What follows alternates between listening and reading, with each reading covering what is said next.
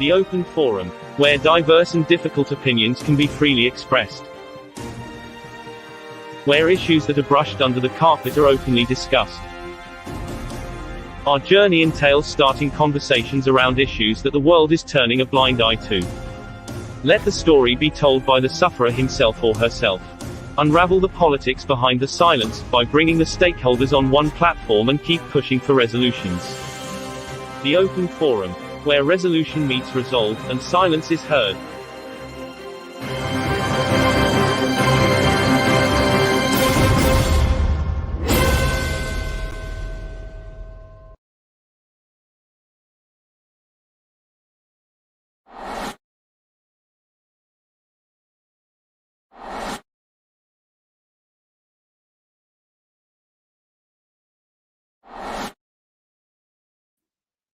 Hello and good afternoon. My name is Deborah Bonetti. I'm the UK correspondent for an Italian newspaper called Il Giorno, and I'm the director of the Foreign Press Association here in London. I am delighted to welcome all of you today to this open forum debate or webinar on hunger in Britain, seeking solutions. I am delighted to be joined by quite a stellar panel of panelists who I will introduce to you again when we get to them. But anyway, it's Jo Ralling, Head of Communications of the Food Foundation, Alysa Remtulla, Head of Policy and Campaigns at Magic Breakfast, and Asma, Celebrity Chef and founder of Darjeeling Express. But first, maybe just a couple of words to introduce the topic, hunger in Britain.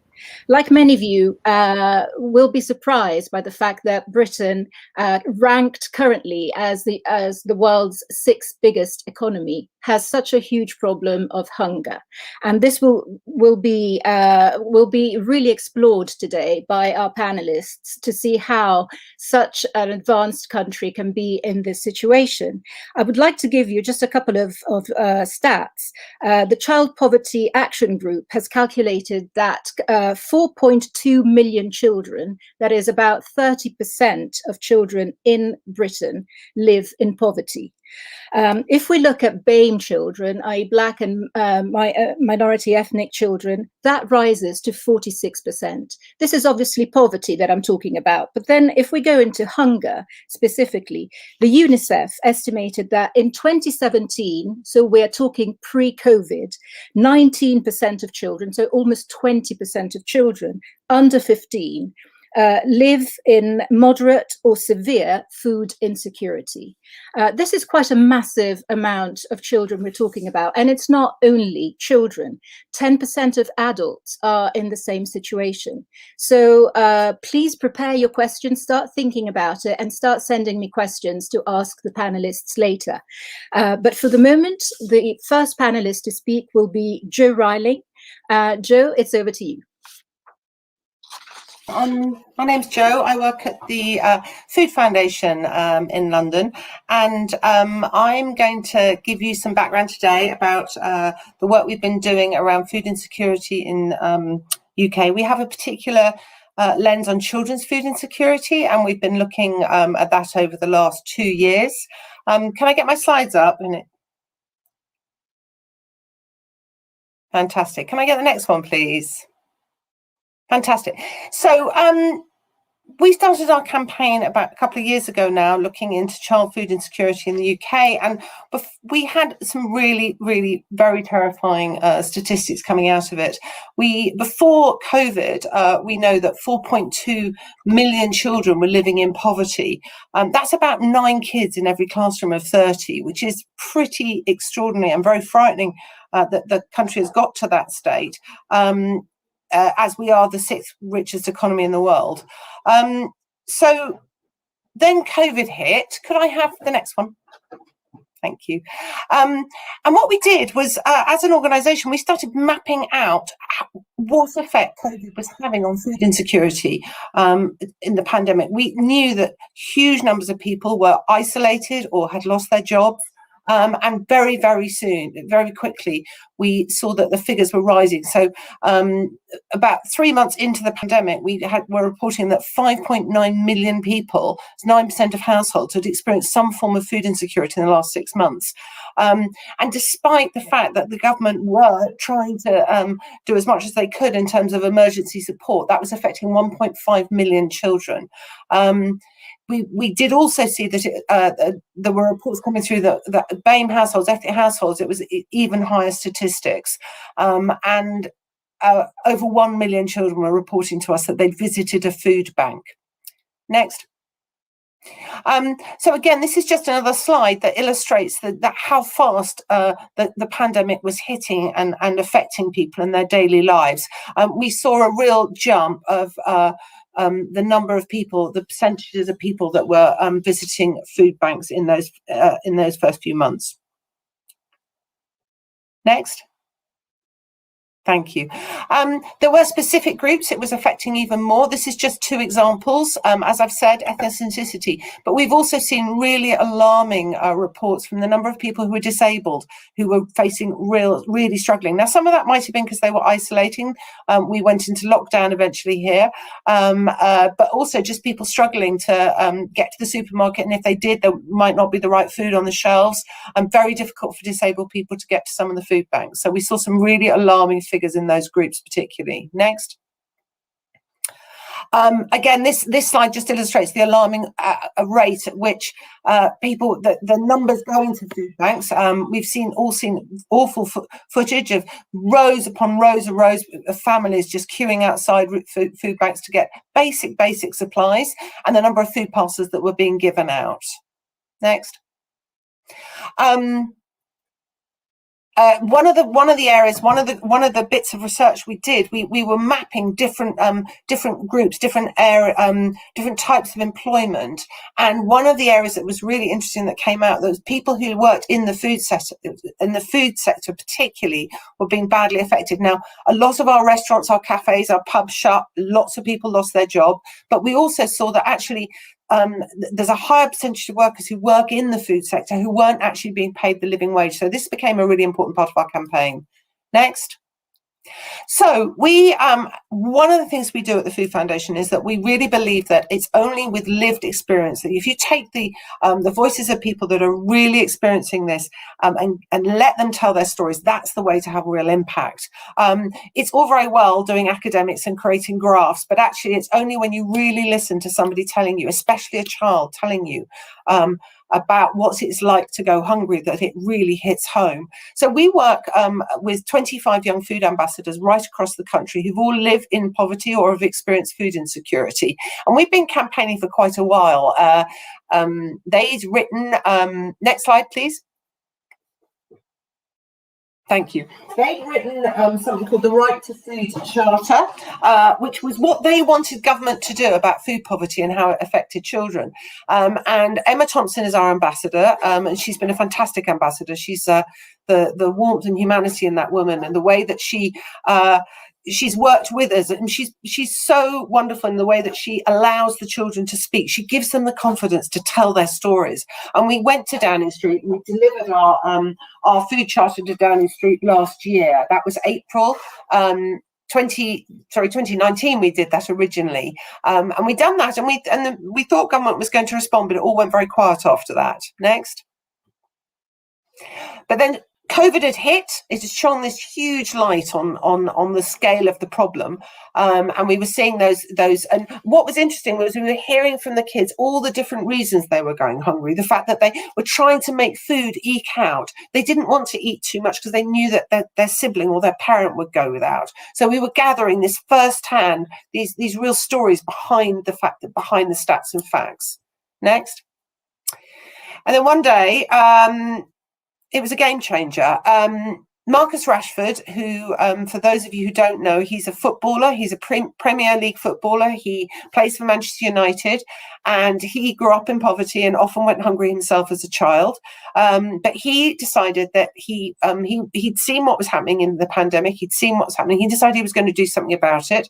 So he wrote a letter to the Prime Minister, and he included all our data and facts in it. It was an absolute moment of change.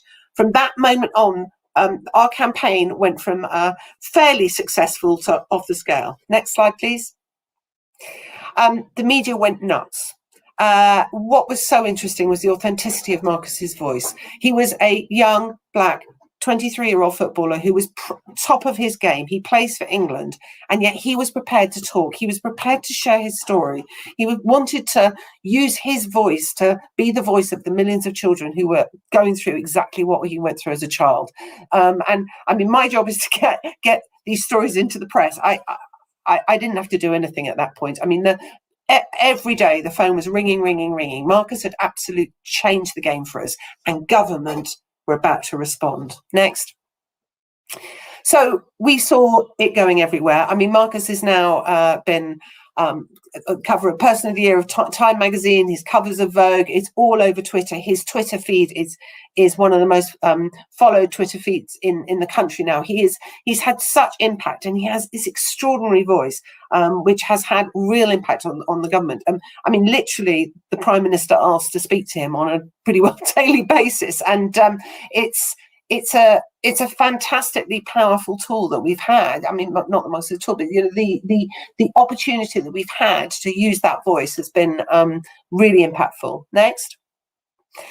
So we took our young food ambassadors to meet him, and they were absolutely blown away. I mean, partly just meeting Marcus Rashford was an absolute joy for them, but I think for them, they suddenly felt they had someone on their side, someone who'd been through what they went through. And in fact, we were very lucky because the BBC also agreed to start filming a documentary about it. So next.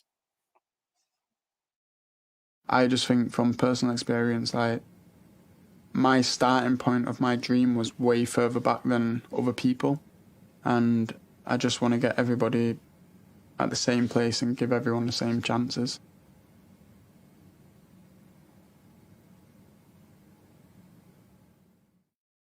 From the documentary that we made, so we were, by this stage, it was really had started to shift the dial. BBC were making a documentary.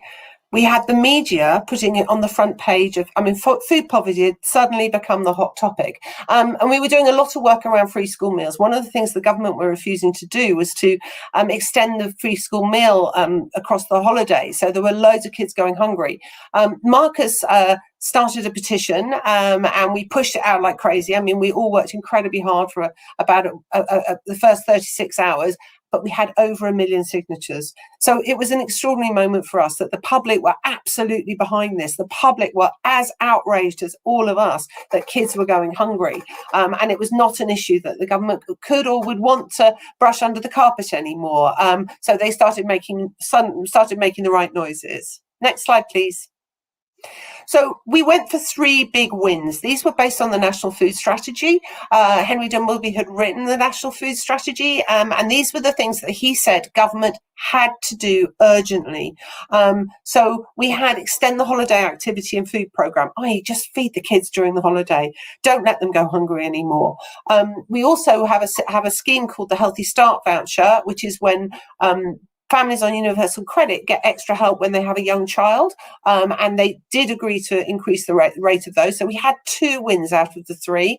The third one they haven't done yet. We're still campaigning, but that is about extending free school meals to include more children, so that actually every child that lives in poverty. We've also been still using our food ambassadors. We've been making a podcast series, Right to Food, where our young food ambassadors go out and tell the story as it is. We've now got real engagement with government. Our food ambassadors meet with government regularly. They meet with ministers. They update, they push. I mean, the joy of working with young people is they're not scared of being rude. They're not scared of pushing them, and that we're having regular Zoom calls, and the ministers are really engaging with the kids, which is fantastic. But more to the point, I have seen them. Literally, there've been days when they listen to these young people and they can't believe what they're hearing. When you hear a 12-year-old talk to you about how they have to hold their stomach in a class to stop it grumbling because they don't want anyone to know they're hungry, it's a game. The ministers are engaged in a way that we could never do. No, we could produce endless academic reports. That child's voice has more power than anything. So we're still continuing. This is the 3 R's as they stand at the moment. We're now calling for an entire review of the whole free school meal system. It's out of date, it's broke, it doesn't work.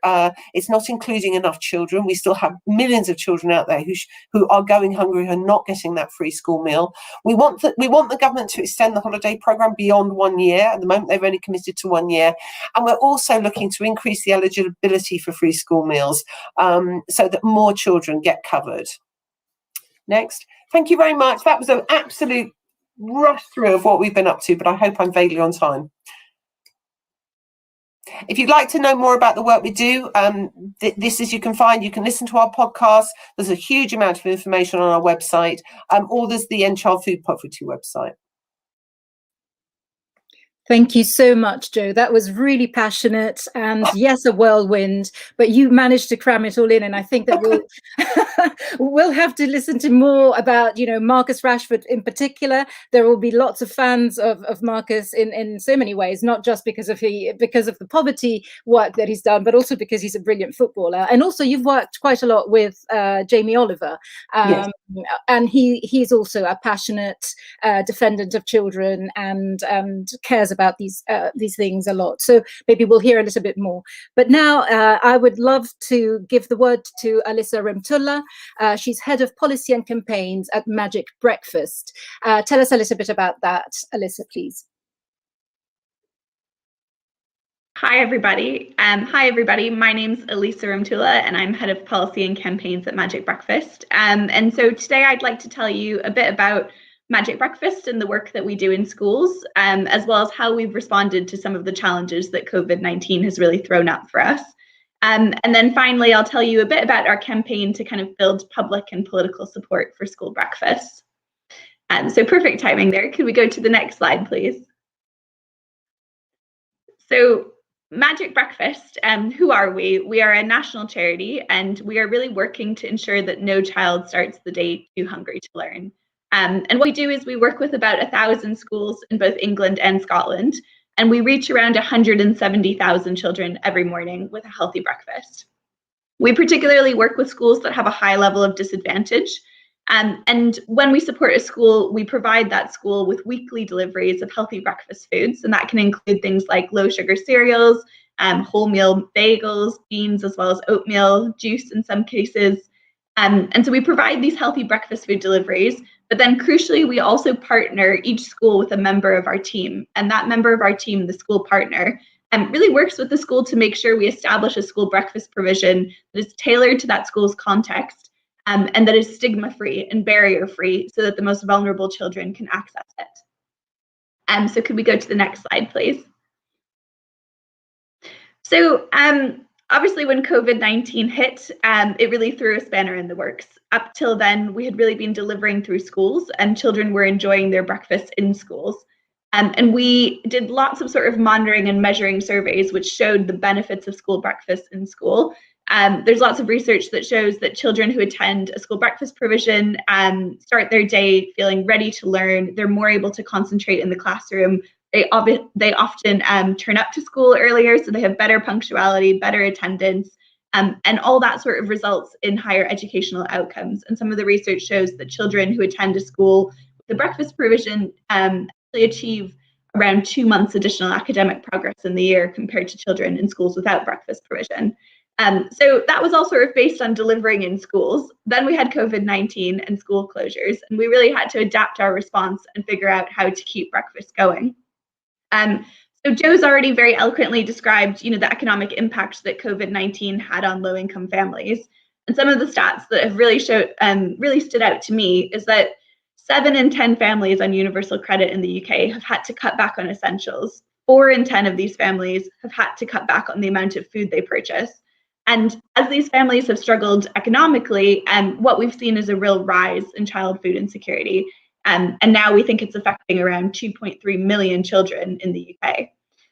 So at the same time, schools closed and disadvantaged children were not only kind of grappling with rising levels of food insecurity, they were also struggling to gain access to the devices and to the internet connection that they needed to be able to learn remotely. And so many of them were kind of at risk of falling even further behind.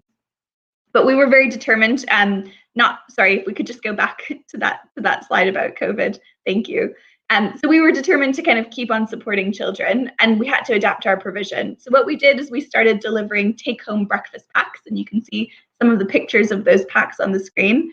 And we also started delivering to other locations as well. So where schools were closed, we allowed the school to kind of nominate an alternative distribution point. And what we saw is that the community really stepped up, and we had teachers accepting parcels to their homes, food banks stepping in some cases, churches, community centers, all kinds of different locations agreeing to accept these deliveries, and then finding ways to distribute these packs to children. So you can see some of the pictures there. It literally was, really dedicated members of the public loading up their vans and driving around to all of these children's homes to make sure they got the food they needed. And we also developed an amazing partnership with Amazon, who supported us to deliver the breakfast directly to children's homes, so kind of cutting out that middleman where appropriate. And as a result of the fantastic support that we've received from the public, from the food industry, from Amazon and many others, we were able to keep deliveries going to the majority of our schools during this time. But I think before sort of moving past this, it's important to say that the pandemic, it really isn't over yet. And what we're hearing from our schools is that loads of families have experienced losses of wages, and they've been laid off, they've been furloughed, and that families are cutting back on essentials, including food. And teachers have really said to us that pupils are struggling, and it's not just kind of struggling with home learning. It's all kinds of things, including mental health concerns and the isolation associated with lockdown. There's a whole kind of set of challenges that children at risk of hunger are facing, and it's not just about kind of catching up on learning. So could we go to the next slide, please? But I think that as a charity, our mission is very much to address hunger in the here and now, and we want to provide as many children at risk of hunger with a healthy school breakfast. But we also know that no charity can kind of solve the issue of morning classroom hunger alone. And so we are also focused on really making the case to government that they need to take greater leadership and that they need to scale up investment in school breakfasts in the long term. So right now, the government does fund school breakfasts, but their funding at the moment reaches around 7% of the schools that meet their own criteria as having high levels of disadvantage. And even for those 7% of schools, their funding from the government actually ends in July of this year, so only a few months away. So at Magic Breakfast, we have been campaigning for a new law that would basically guarantee schools with high levels of disadvantage the funding that they require to provide school breakfast to children. That was called the School Breakfast Bill, and you can see one of our parliamentary champions, Emma Lewell-Buck, presenting the bill to Parliament in that picture on the screen there. So Emma Lewell-Buck presented this new piece of legislation to Parliament in October of last year. It was supported by around 70 MPs from all different parties. It was supported by over 30,000 members of the public, as well as 40 organizations from a variety of, the kind of school food sector, education sector, health sector, anti-poverty organizations, and had great support kind of across the board. Unfortunately, like everything else in our lives, COVID-19 has impacted the bill's progress. It was due to kind of have its next stage in Parliament actually last week, but unfortunately, because of the lockdown restrictions and sort of a reduced calendar of parliamentary activity, it's been postponed. And so as Magic Breakfast, we've switched to calling for the government to implement the proposal contained in that bill even before it can become law. And that would really mean scaling up funding for school breakfast to all schools with high levels of disadvantage so that there's no child too hungry to learn, and making this support long term. We had hoped to see the government kind of commit to this in the budget, which was announced yesterday. Unfortunately, that wasn't the case. And we are now very concerned that the education catch-up programs announced really won't go far enough, and that for children at risk of hunger, they won't be able to benefit from these programs. So we will continue our campaign for school breakfast funding, and we hope to hear the government kind of announce its future funding intentions very soon. And we've had good indications from them that this will be announced and that something is coming down the pipeline. It just remains to sort of be seen what that will be. So I'll stop there, and thank you so much for inviting me here to speak today, and I'm looking forward to the discussion.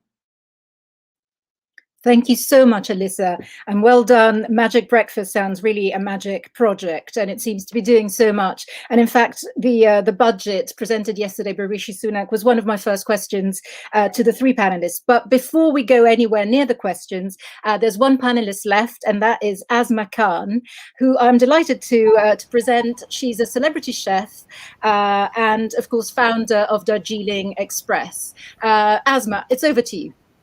Thank you very much. I find the celebrity chef always awkward when people describe me as that, but I'll take it. Thank you.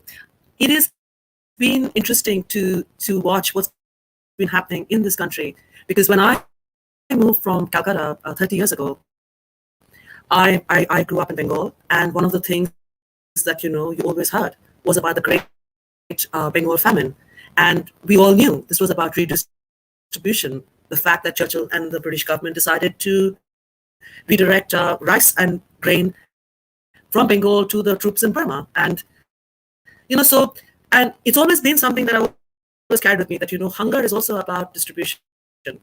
And I have recently been working a lot with food waste charity linked to restaurants, also to do with other things, which is I cook for Food Cycle, where we get all the kind of stuff that was going to go away to a landfill site, and I've cooked. It's very frightening as a cook. You get all this food at noon, and at 6 o'clock, lots of people are coming to eat, and you've got to prepare a lovely healthy meal for all of them. And it is incredible, the quality of food. And it is this kind of, there is wonky carrots, stuff being thrown away. And the first two speakers have been amazing, because they presented the actual harsh face of what it is for families where they don't have food. And and Joe touched on this thing about a lot of people losing their jobs, who work in the food sector, who are paid a very basic wage, who have lost. There is something very broken in the system, because for 10 years I was a school governor in a very, very affluent area, and I remember hearing stories, and then I started getting involved a lot in what was happening at school meals about packed lunches disappearing.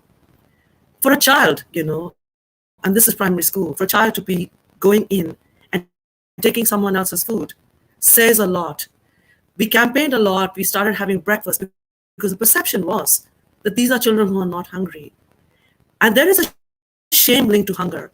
And even if you're very young, I think it's been brilliant to have this campaign recently with Marcus Rashford, someone so high profile, to be able to say that I was hungry, because we internalize the shame of hunger. It is almost as if our parents have failed. The adults have failed to feed us, or we have failed as a family. Because sadly, what you are surrounded by is imagery of food and success. And this is what is very scary, because everywhere where children look, on television, on their phone, on social media, you see beautiful food represented, people having a good time. And this is what you think life is about. And the problem is that in our very, very broken system, where there is layers of injustice, you go back a long way. I started off my very short speech, I hope will be very short, I'll finish within time, is with the Bengal famine, and these are wounds that people have, and they carry, and they hide the fact that, this is about how our society to interrupt you, but your microphone is very fuzzy. Can you try to touch it a little bit and see, or if there's anything in front of it, because we can't hear very well what you're saying. Okay, I've tried to pull it closer to me. Is it better? It's much better, yes. Thank you. Okay, fine. So you have half my head chopped off, but maybe I'll just move this a bit and bring it closer to me. Is this better now? Sorry about this. So really, this is about, is this better? Yes. Carry on. Yes, okay. This is really about redistribution. Okay. And I think that we need to really go back to why there is hunger. There is enough food. There is enough food, and a lot of food is being wasted and being thrown away. You have recent stories in the media as well of food being dumped. And there has to be a way of balancing this food that's being thrown away, that's being wasted, and all these families that don't have enough food. So it is actually a lot to do with connecting our people, like Magic Breakfast and all the campaigners and charities working with hunger and the food industry. I am part of the food industry, and I can tell you one thing: we don't waste anything because we are very, very careful. We're a very small outfit. We have a very small menu, but that is not the case with restaurants. That is not the case with food industry. There is a lot of wastage, and it is very, very important that we recognize the fact that we are throwing food away. And I remember as a child, my mother saying that on every grain of rice, your name is written. The sacredness of a grain of rice was something that was instilled in me at a very young age. And I found it very painful when I started my restaurant, when I saw that people were leaving behind food, especially rice. And we would always go and tell them that please don't take it home. I'm not going to bin any food. And it is, a small thing for us. We never throw food in my restaurant at all. Everyone can to do a little bit that they can in their personal life.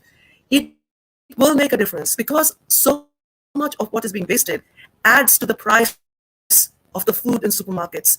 This is why families cannot afford to buy food. There is a connection. There is a connection between waste and the cost of food. And there's also a connection between waste and starvation in other countries. I know we're talking about this country, but in Africa and in India, where I come from, where a lot of food is rejected because the okra is not the right size, or the cauliflower is not big enough, or the jackfruit is too small. We can't. It's just rejected, and the farmer doesn't get anything. So all of this kind of standards that we have in food, there's a lot of hypocrisy going on the perfect size of a fruit, the perfect thing. I got shocked the first time 30 years ago when I went into a supermarket and I saw that bananas had stickers on them. Banana grew in my garden in India. I was like, who owns that banana? There's a company that has put a sticker on that banana. And this is where the problem comes. There are too many big interest groups that are controlling food, that are allowing food to be thrown, that don't have an interest in keeping the value of food reasonable enough that more people can afford it. And this is something that we need to address because otherwise we're going to be stuck in this situation where children are going to go hungry. And it is quite sad because there is now this awareness. But if we don't continue to tell these stories and we don't continue to campaign, people are going to forget. We're going to end lockdown and everything's going to open up and people are going to move on with their lives. And the children who are going to bed hungry are going to be forgotten. Schools will continue. And I'm just afraid that at the moment, because life has stopped for many of us, and, I was quite surprised, actually maybe not that surprised. All the discussions about no Ocado, food delivery slots, you couldn't get toilet paper and eggs and flour. And it was interesting because it was the first time your average middle-class family in this country actually faced food shortage. And this is the irony of it all, that everybody was just panicked, fighting in the aisles over toilet paper and, panicked because there was no eggs and no bread. It says everything about the society that, we saw this as something that is a real crisis for me, but we're not able to actually understand that this is the life that people, so many other families face every day. It's not because they're fighting over that one box of eggs on the aisle. They can't afford it. So, I'm going to leave. I'd stop now because I'm hoping that there will be more interesting questions that people can ask. And the other two panelists have been fascinating and have given a lot of data. I have no slides. I just wanted to speak from my heart as a restaurateur, as a mother of two children, but also as someone who has seen hunger and had a child die of hunger in my lab. You don't forget these things. And it's very, very difficult to explain the pain of a family that loses, because they lose a child from hunger, but it is seen as their failure. So it is a really complicated, internalized, problem within families when they cannot provide. They are not the best people to come out and ask for help. So really, it is the onus on all of us to reach out and help those families, because they will be silent. They will stay silent. And there is, unfortunately, a lot of women, especially single mothers, who will stay silent because they see this as, in some ways, their failure. So much of the kind of, stories you get in the media about, women who are single mothers, failed relationships and all of this. So it feeds into their phobia and fear of having failed in life, in, not being able to provide for their kids. And this is a very dangerous thing. Thank you very much for the opportunity to speak to all of you all. Thank you very much. Thank you very much, Asma. That was actually quite touching, and you brought a huge note of reality in this. I know that we have some video questions. I wonder whether we can start with those, or whether I can start with some questions from the public. I have a few myself. So let's see if there's a video question starting now. I'll cede the path to that, and if not, I'll start. Because of course you've all talked in your in your own special way about one or the other components of why Britain is in this situation. But it is true that we've talked a lot about COVID and about the impact, but COVID is global and it has impacted all the countries in a way, in the same way. This is not only for Britain. So one wonders how much Brexit has actually played a part in the situation. That actually, because I'm still hoping that Asma can fix that microphone. It was still a little bit disturbed. And so, Joe, if you'd like to kick this off. Thank you so much. I think the Brexit question is quite complicated. I do think that Brexit is affecting food supply, but I'm not sure we've really seen it cutting through yet. And I think that COVID and the pandemic in some ways has created another layer, which is making it difficult to see, to understand exactly where food shortages are being caused through people panic buying or whether it's actually Brexit. So I think that is a complicated one. In terms of the budget yesterday, we were delighted to see that the government have agreed to keep the uplift in universal credit. So what happened in the pandemic, just for those who don't understand, is the universal credit is our benefit system, and the government had uplifted it by £20 a week, which during the pandemic. And yesterday in the budget, the Chancellor did announce that they're going to keep that 20 quid uplift in place for the next 6 months. However, we think they need to keep that uplift there permanently, probably. We've done some mapping which shows that if they take that 20 quid away right now, 700,000 more people in this country will be plunged into poverty and at risk of food insecurity. So I would say that our benefit system isn't very fit for purpose at the moment.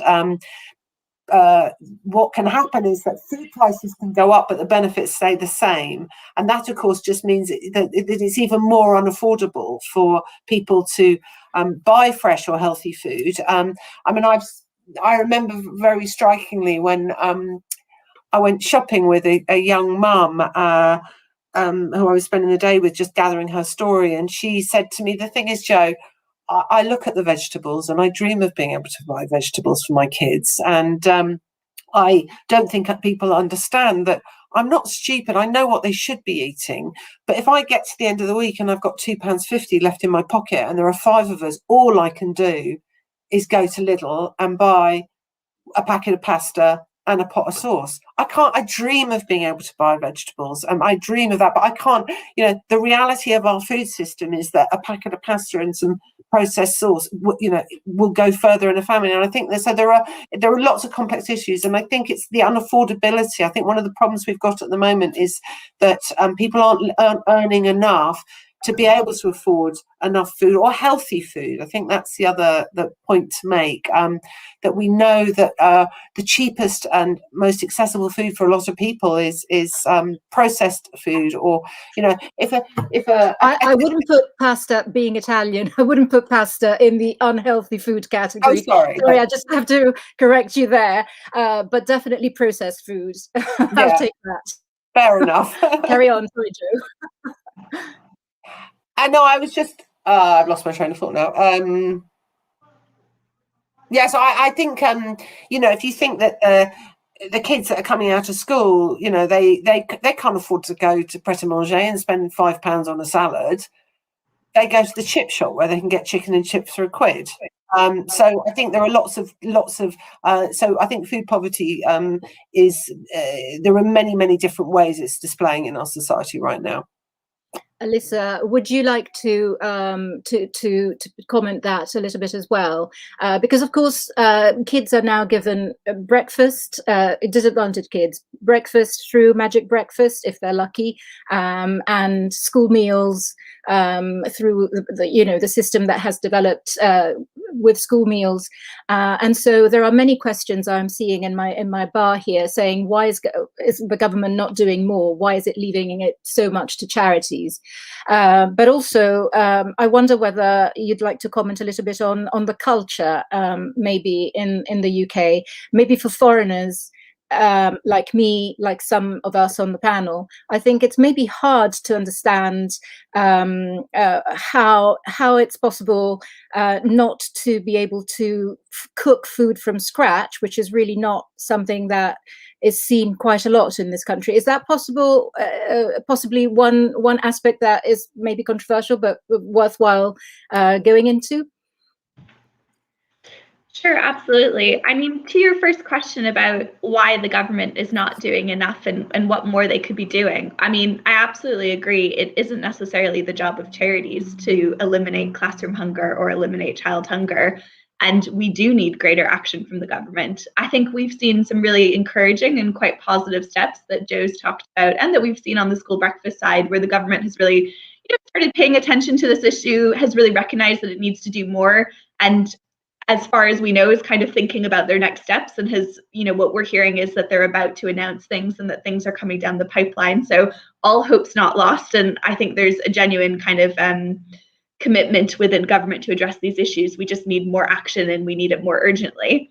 And in terms of that second question about, being able to cook something from scratch, I think that we often oversimplify this issue. It's all well and good for us to say, well, why don't you make a really nutritious vegetable soup? But I think it's been pointed out lots of times that, to do that, there's all these preconditions. You need to have a well-stocked kitchen. You need to have a pot. You need to have the time to do it. You need to know the recipe. You need to have time to be able to go to the supermarket. There are all these different kind of factors that can combine and be really challenging for certain families, whilst they're facing so many other challenges alongside trying to provide nutritious food for their children. I think it's more complex than sort of meets the eye, and that often we make our judgments perhaps too harshly and too quickly about, why aren't families doing more? Why aren't they trying harder? And as Joe says, most of them only dream of doing this and want to do the best for their children. Can I just add to that, Deborah, that we've got a generation of people who are coming through school now who don't really get taught to cook at school. And we have teachers who don't know how to cook themselves. But there's another factor here. A lot of people haven't got the money to turn on the cooker. People are turning off their heating because they're so poor in this country now. So if you can't actually afford to turn on your oven or, to run electricity or heat your home, actually cooking food is a really expensive process. So there is a barrier there. We call it appliance poverty. And that's where actually they're running out of money. The meter runs out. They haven't got the cash to go and put some more money on the meter, so they can't cook. That's very true. Thank you, Joe. To bring Asma back, and let's test your mic, Asma. I hope it's improved. I'm so sorry. Yes, absolutely, it has. You've talked about food waste, and I can see on the bar that there are quite a lot of remarks on that. The level of food waste in this country is particularly high, and there seems to be a bit of a vicious circle between, and you touched upon it, and other panelists did too, about the cost of food. The fact that this country seems to spend a lot of its money on food and then not eating it and throwing it away, yeah. And quite a huge percent of what gets thrown away is edible, but it needs to be doing more. So I wanted you to maybe pinpoint that a little bit, talk about that vicious circle, if you like. I think the big problem is that the way that food is sold in supermarkets is deeply flawed. I think this kind of packaging, things that look perfect, is very harmful. And I think that we need to find a way where all the produce, and this country does produce a lot of vegetables, which, families could do with. And Brexit has been brutal, not just because of the fact that we can't get vegetables and fruits from abroad, but the fact that because of Brexit rules, our fruit and vegetables are rotting in the fields because, you don't have pickers. And they are, lowly paid people coming in from Europe. Because of Brexit, they were allowed to come in through. So much has to do with economics of food. I mean, I'm the first two panelists are really talking about the practicalities of what it is for families. But there's a deeper problem which if we don't address, charities will be struggling, and it will be like a conveyor belt. You'll have more and more families just coming through, because the problem is that, the system is broken, and waste is a huge problem, enormous problem. And, and I'm quite embarrassed. I have kids who were born in this country, and they look at sell-by dates. And, and I grew up in a country where, if a worm didn't come out of it, you ate it. It was fine. It's the kind of this whole thing of looking at dates and looking at sell-by dates and, looking at every fruit that is a little bit damaged. I don't remember eating an undamaged fruit in India. But it's everything. I think a lot of it is to do with the way media presents food. And, coming back to this thing about, cooking. I mean, I know this, I'm asked a lot, to cook in schools. And, I used to go to the school where my kids went to and cook a lot. And I remember, holding up an onion, and I asked in a class, where did this come from? One kid said Tesco. And I was, and I was so relieved that wasn't my own child, because for 1 second I thought, oh my God, that's my kid who said that. Because, children, especially if they're London children growing up in cities, don't see food. And again, they don't have the same understanding and respect and honor for food and ingredients. And it is very hard then for them to learn how to cook. And apart from, and it's a very good point about it's expensive to cook. Utilities bills are very, very high. I mean, I have a crippling utility bill. I run a restaurant. But even in my own home, you do notice it. It's expensive to cook. And it is so easy to pick up something that is processed, quick, £1 for a box. The availability and the speed at which, a lot of stodgy carbs can satisfy children. I would have given it to my children too. If I was tired and I was struggling, I would give it to my child. So I will not judge women who take that option of giving. And I say this as a chef, and I cook everything from scratch. It is very hard. We need to understand the pressure of families who are poor. And all of us, who are working in this have not had to go through this. But we are trying our best to understand this. But the government and people who are making decisions, food manufacturers, the big boys, don't have that same empathy that all of us who are on this panel, who are working for food charities have. The lack of empathy, the greed for profit, it's a killing combination. Yeah. Can I pick up on that as well, Deborah, quickly? Yes, do. Absolutely. I totally agree with you, Asma. I think that the retailers could do an awful lot more. Yeah. I mean, we've all walked into supermarkets and they've got big bags of carrots in plastic, or you've got 3 peppers in a tray. Well, you might only want 1 pepper, but you have to buy 3. It's the way they're packaging food to encourage us to buy more than we need, to force families down the route of having to buy more than they were expecting to buy when they went in. And therefore, that food gets wasted at home. But also, there's a fundamental problem here at the moment that during the pandemic, we've seen the retailers donate huge amounts of food to Fair Share, who then go and distribute it out to feed hungry children. But the solution feeding our children shouldn't be waste food. That is not how we should be feeding our kids. And it feels so fundamentally wrong to me that actually the supermarkets are producing too much food. Instead of throwing it away, they're sending it off to be food. But we should have a society where every family can afford to feed their children. And there is a fundamental shift that has to happen. And the retailers have a massive part to play in this. And while everything they've done during the pandemic has been amazing, we now need to see a proper food system change. We need to rebuild our system. And I totally agree with what you were saying, Asma. Thank you. I think that we're ready for a video question. So let's see if we can pull it up on the screen. Hello, my name is Rimchim. I had a question. Does hunger in Britain affects everyone equally or only certain ethnicities? And if so, why and how can this divide be addressed? Thank you, Rimjim. Very good question. Joe, I'm looking at you. Would you like to take this one? Yeah, so where I wonder where Room Jim is in the world. So no, I mean, certainly the mapping, the research we've done through the pandemic has shown very clearly that there are certain groups that are more at risk to food insecurity, and definitely ethnicity is a factor in that, as is, and I think there are many reasons behind that. I would say, I mean, that there are everyone. I mean, you know, you find it in every community, food poverty, but I think maybe some of the reasons behind the ethnicity questions are 0 hours contracts. We have a lot of migrant children in this country at the moment who have no recourse to public funds. So those kids are missing out, and those kids are very at risk of food insecurity. That's definitely an area we want government to look at.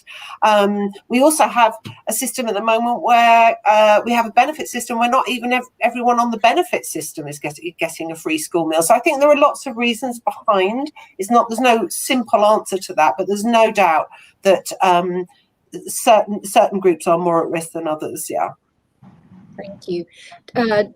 Does any of the other panelists want to add to that, or shall I move on to another question? I don't see any particular adding to that. So I've seen always on my bar that's creeping up quite a lot about how useful celebrities can be in these sort of situations. And of course, Joe, you've talked very, very eloquently about Marcus Rashford, and he's been brilliant. But I wonder whether, every charity should have its pet celebrity, or at least a stable of celebrities, if we can call it that, to help out with the project, to make it more visible. And so this would go, I can see Asma, but I wanted to ask Alysa, and then Asma, I'll go to you. Alysa, does Magic Breakfast have any kind of relationship with any particular celebrity? That's a great question. We do have relationships with some celebrities. So, for example, James Corden has been an active supporter of ours for a long time, and we've recently formed a partnership with Pat Stevens as well, who's been supportive of our work as a charity. I think that there's absolutely a role for celebrities in kind of supporting the work of charities. I think they have a platform and a voice and a reach for their messages that sometimes we don't, and that they can do a really great job of kind of effectively disseminating that message places we couldn't. I think where it works best is where that person has credibility. So someone like Marcus Rashford, he has this lived experience, he's gone through it himself, he's come from a community that he can speak really powerfully about. I think where it works worst is where people kind of swoop in at the last second and maybe just do a tweet or two. But I know that many of the celebrities we work with are deeply committed to the issue and are really invested in kind of learning and hearing directly from those with lived experiences, going to visit schools and then using their platform in a positive way. And to me, that's only a good thing. Thank you. Asma, you wanted to come in. Yeah, it was the same point that you've got to. It isn't just about being a celebrity. I think it has to be someone who is invested, who actually understands. Because the thing is that it shows in your voice and in your emotions when it matters a lot, and that is priceless. When you can get someone celebrity or not, but you need voices that actually penetrate through your heart, and that message has to hit home. And if it is someone who's a celebrity, well and good. But it is so important that people are articulate, people actually explain the stories, because I'm always very worried about, this kind of sound bites when, people come in and out, like, she just mentioned this kind of single tweet and out, and this is not how I think something so serious. I mean, where hunger is such a serious thing, I think you need to be able to have people who have that gravitas and that understanding and that depth when they talk about these things, because this cannot be dealt with on a superficial level. I mean, and this is the great thing about what Marcus did, is that he made it so personal. And you can't get that image out of your head when you see him, and then that there are children who will never get to this point because of hunger and deprivation, and lost opportunities, we will lose the future Marcus Rashford. I think that's very powerful. But I'm always afraid, and I know this is not the case with both the panelists here, but too many people use celebrities to endorse all kinds of things. People do this because they think this is effortless, and this is their opportunity to spread their message out and their brand. And that is really horrible. That's true, Asma, but I wondered whether any of our panelists here has any particular relationship, for instance, with a royal. I know that the royals have been, in particular, some of them are very, very sensitive to this, and often having a royal patronage in some way or other can help, even though, of course, they will never be the same as Marcus Rashford. They haven't gone through these kind of things themselves, but they can bring that magic, they can bring that that je ne sais quoi, which really makes a difference, especially in Britain. Does anybody have a royal within their sights? I'm afraid we don't at this point, but if any of the royals are listening, get in touch. I think that there's a role for both. You know, I think people with lived experience of food insecurity have a unique role to play in this conversation, but that's not to say that there isn't a role for allies and for people who have grown up in different circumstances. And what's important is that the person is prepared to learn and listen and go visit the people who have experienced food insecurity, and in our case, children, and educate themselves, really. Okay, that's brilliant. So if you're listening, royals, please do make your way to one of the food charities here and be helpful. I know that we might have another video question, but while our wonderful technician pulls it up, I wanted to ask, how can any of us practically help? What is a step that we can all do? Because there are lots of people listening here who might be interested in helping, but they don't know how. How would be the best way to engage? Jo. Yeah. If I start. For people living in the UK, write to your MP. Contact and actively campaign. Talk to your school. Talk to your school about destigmatizing poverty. So a lot of kids suffer. You know, when they go into the canteen and they have a free school meal card, and they have to tell everyone they're on free school meals. You know, talk to your school about that kind of thing. But I think really write to your MP. Tell your MP this is not, you're not, it doesn't matter what political party it is. This is not a political issue. It should not be party politics, this. It should be a moral, a human right, every child's right to food.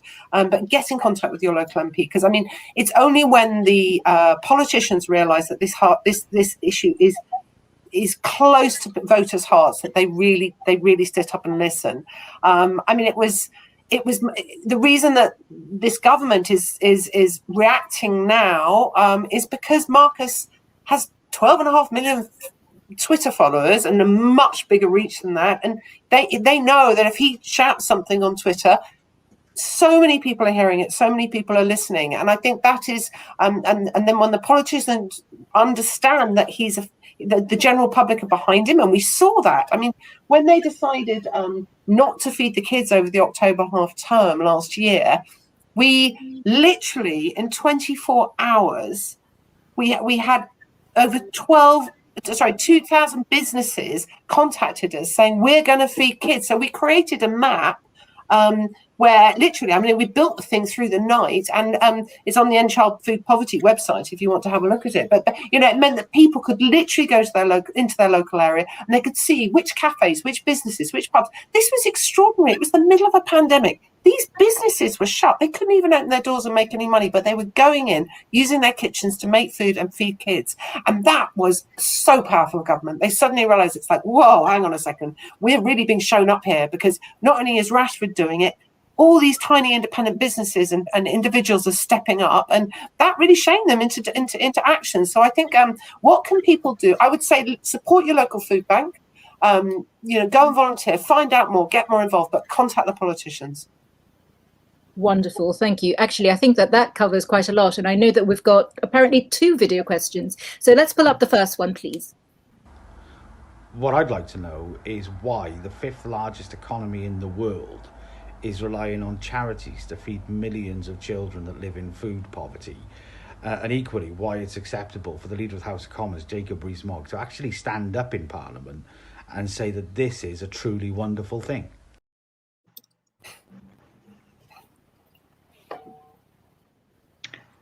Shall I jump yes, in? please. Or, yes. Yeah, very happy to. I think, first of all, it's not right that charities are having to provide food to children. We should live in a country, and we obviously have enough money within this country to feed all children at risk of hunger. So I'll start by saying that. The reason charities are having to pull some of this weight is because government action is falling short. And I think between us, Joe and I have highlighted some of the policy decisions in particular that mean that not all children at risk of hunger have access to food, whether that's in school or beyond.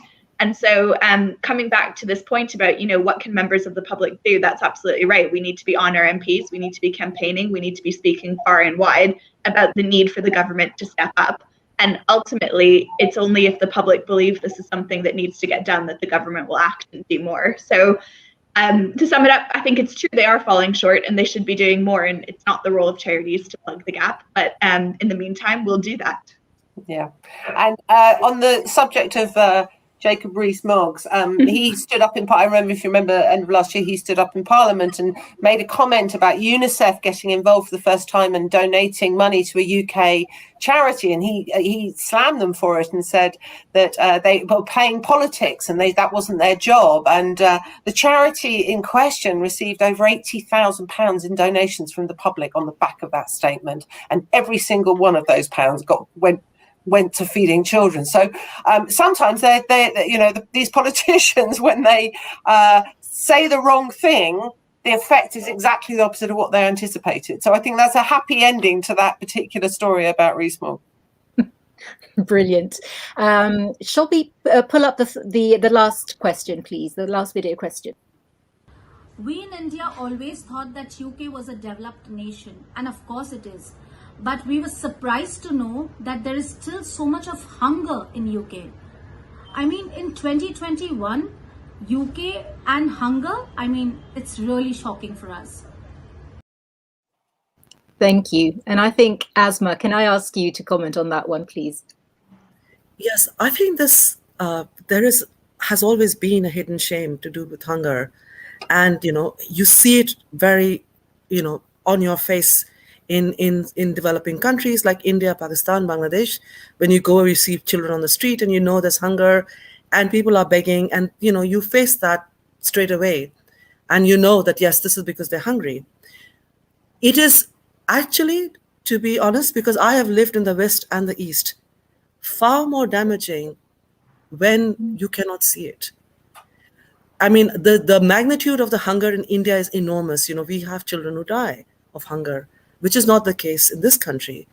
But the fact that there are children in a developed country, doing so well, the perception of success that people have of a country like this is deeply flawed, because there is still hunger, and it is to do with inequality and distribution, as I said earlier. And I think that there is no harm in us discussing problems that we have in the UK. And it is not something that it is about politics. And removing that, blame game that, don't talk about hunger, it is seen as if, you're not being patriotic enough. Let's keep xenophobia out of hunger. Let's keep all this completely fake nationalism out of hunger. We've got Brexit already. We've suffered enough where people have gone down routes for different reasons, and often just normal people suffer. And I think hunger is one of those things. For people who are embarrassed and think, oh God, we should not be talking about hunger in the UK. For God's sake, the reality is, you have two people here dealing with it all every day and doing an amazing job.